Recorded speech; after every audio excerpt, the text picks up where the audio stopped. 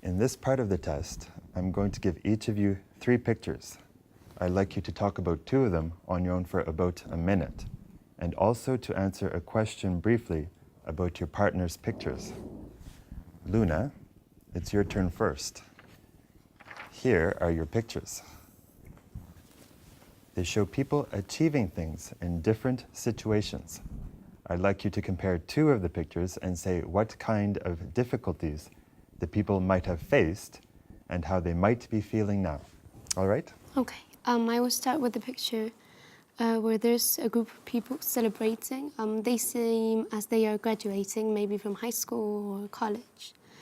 And they've certainly faced some difficulties, such as keeping up with all the work from college or the school, and also coping with all the problems they could have with their friends or colleagues. Whereas in the other picture, it seems as a rescue operation.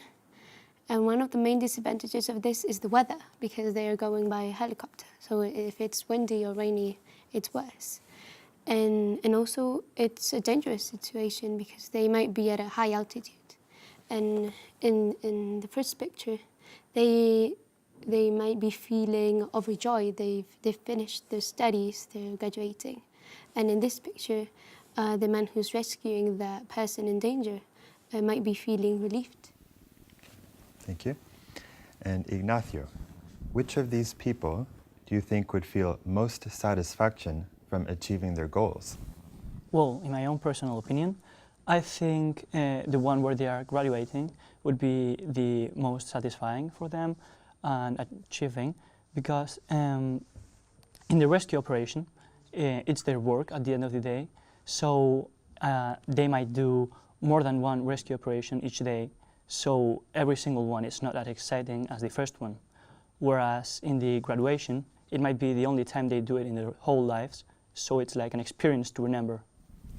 Thank you. Now, Ignacio, here are your pictures. They show people learning about things in different ways. I'd like you to compare 2 of the pictures and say how effective the ways of learning might be and how memorable the experience would be. All right? So I think in this picture, where they are clearly building something, would be the most memorable and the most efficient way, because here is a normal classroom, a typical classroom. We've all gone through the experience of learning in this type of classroom, and we'll know it's not certainly the most interesting thing to do, as you just have to memorize what you are taught. Whereas here, it's a hands-on experience.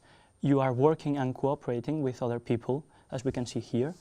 So this might be more efficient because what you do, you'll remember longer, because it's just an experience you are not going to do every single day.